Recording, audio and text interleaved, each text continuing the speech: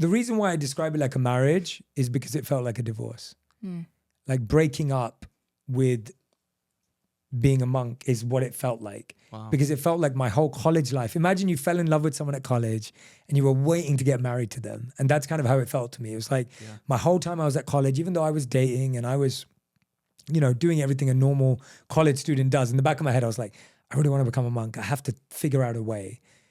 And then you finally get there and you're like, yes, I graduated. I chose to become a monk. I did it. I'm here. We got married. We're in love. This is going to last forever.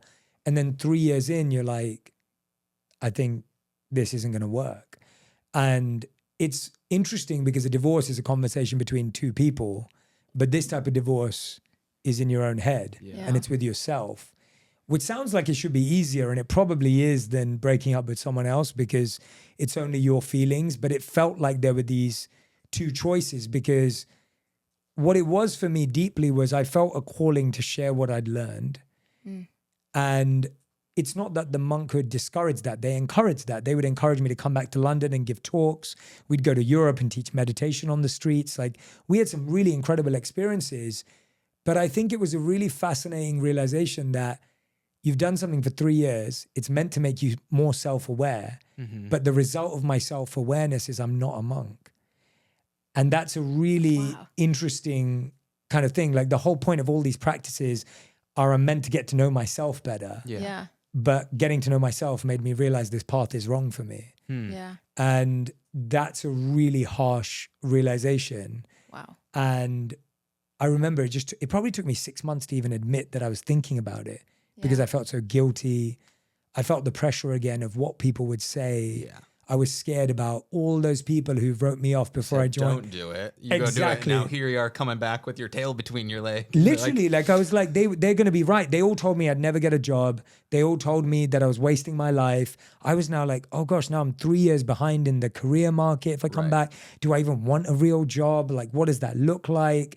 I'm not sure that I'll fit in. Like, what will I do? I really love this lifestyle. And so I came back with a lot of, I didn't even admit it at the time, but I definitely was depressed.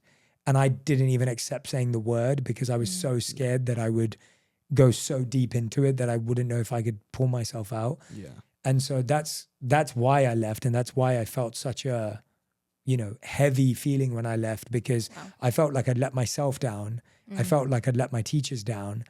And I felt like I'd let my friends and family and community down who kind of predicted it anyway. Yeah. And I couldn't see it. So I felt like the fool. And so there was shame, guilt, embarrassment, humiliation, everything. And it sounds ridiculous now because it was only to like my tiny community that, but everything's proportional. Yeah. Well, I feel like it's so relatable, even though like on the surface, like relating being a monk and leaving that to other society wouldn't on the surface seem like it could match. But I feel like that is so relatable to any like relationship, moving to another state, getting a new job, like all of that Going is down so any relatable. path that you think is the right decision and realizing that it wasn't, and you take the good from it, but it almost feels like starting over again. Yeah, and that's why the divorce, I think, is the best way to look at it. Like, I think when people are reflecting on, do we get divorced, do we stay together? It's all the same things. They're like, what are our families going to say? If you've got kids, you want to, what are the kids going to do? Like, all the same thoughts. And it really is that. It's just that I was doing something that was very random and different. Yeah. But the feelings and emotions of us as humans when you, quote unquote, fail at something, not saying that divorce is a failure or that what I left being was a failure, but I felt that. Yeah. I felt like a failure. Yeah. And I think we have the same emotions, whether you fail at a marriage or fail at being a monk. Yeah, precisely. How was transitioning back from 3 years of, living that life to being back in London and just like thrown back into this different world? The first month, if I'm honest, I went back to all my old bad habits. Okay. And so that means, and they weren't that bad, but it was like, I was not waking up early. I was like sleeping the whole time. Partly it was because my health had taken a hit as well. I was quite physically drained. I'd been in hospital just before I left because the taxing impact of the monk life physically really took its toll on me as well. Oh, wow. The sleeping on the floor, the communal living. If someone's sick next to you, you're getting sick. If someone's waking up at 2 a.m., you're waking up earlier just because they've woken up. There isn't that, you're sleeping in a room with potentially anything from 20 to 100 people, depending on which monastery you're at while you're moving around. Wow. And so the style of life for me, my body was like, I need my own bed. Yeah. I need my own bed sheets. I need my own, I need to control the temperature in this room, like simple things like that you're used to growing up in London. Yeah. And so all of that kind of put me in quite a bad place physically. So when I got back, I was sleeping all day pretty much.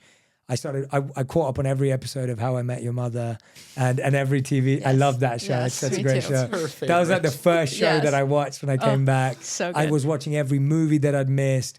I think I'd missed a World Cup, so I caught up on all the soccer that I'd missed. Oh, wow. Because I'm a big football fan. And then I caught up on, I was just like, I started eating chocolate again, and I was like addicted because I hadn't had sugar for a while. I was listening to Drake again, which was amazing. And so it was like this first month was just like this complete, like, as if it never happened. Right. And I think that was almost like withdrawal symptoms in a sense of like this feeling of like, oh gosh, I failed. Now what? Who cares? Forget about it all.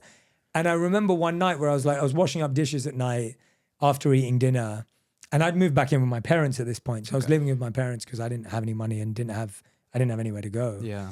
And so I'm living back at home, and I was just washing dishes, and I remember like looking at my reflection in the window that's at, near my parents' kitchen. And I was just looking at myself and I was thinking, what would I be doing if it was 7 p.m. in the monastery? Like that's the thought that came to my mind. And I remembered I would have been in a collective prayer or a collective meditation before going to sleep, or I would have been giving a talk at a university or a school or something to inspire young people. And I was just thinking, I was like, that was real. Like, that's what I was meant to do. Like, that was what I wanted to dedicate my life to. And I now have a choice to make that I either give up my dream or I find a way to still make it real, even though I'm not living there. Yeah. And it was that thought that changed everything, where, I started to get ready as if I was getting ready for work. I'd go to my local library. I'd sit there and apply for jobs. I'd read the Vedic literatures that I'd been studying, and I'd read personal growth and self-development books. And I spent probably around 10 months doing that before I finally got a job after being rejected from 40 companies before an interview. Oh my gosh. Because no one would give me a job. And, surprise, surprise, no one wants to hire a former monk. Like, everyone's like, what are your you been transferable doing the last 3 skills? years? Yeah. Like, what's your resume? Yeah, being silent and sitting still. It's like, we don't need that in the company. And so it was like a really, those 10 months were really tough. Yeah. And it took even my first day back. So when I finally got a job, they had almost like what do you call it? Like a pre-drinks before you start the job kind of thing. Like, I don't know what it's called now. Like orientation, induction kind of vibe, but it's like social. Yeah. And it was like pizza making and wine tasting. Oh, wow. Now I didn't drink alcohol ever since I became a monk, and I've never drank alcohol again. And so I was like, God, I'm not going to drink the wine. And, pizza making, all right, I don't know what I'm going to talk about. And I was so stressed. I remember getting the train in to this event, and I was so stressed because I was like, I haven't done small talk. I don't know how I'm going to connect with anyone. How do I explain what I've been doing for the past 3 years? Right. Like, and everyone's younger than me because I've got onto the grad program. So most people are like 21, and I'm born in September. So I'm like 25, 26 going in. And so I'm like, I'm so much older than everyone as well. Yeah. And so I'm just thinking, this is going to be strange. And so I remember that pizza making and wine tasting, I just found like one person that I went and had like a meaningful conversation with, because I was so scared to talk to anyone else because I didn't know what to say. What did you say? What was your first job back? My first job back was working at Accenture, which is this big management consulting firm. Okay. And that's kind of the track I probably would have taken, that or investment banking, if I would have gone straight, if I hadn't become a monk. But I wouldn't have been rejected by 40 companies. And so to get that job was such a slog, because 40 companies were just like, we don't want you. Even, I didn't forget we don't want you. I just never heard back because there was no interview. So it was rough and tough. And so I was so grateful to get that job, because I was like, at least I can pay my own bills and not be reliant on my family at this age. And, you know, not be living in my Yeah. loft bedroom that I grew Yeah. up in. You Yeah. know? So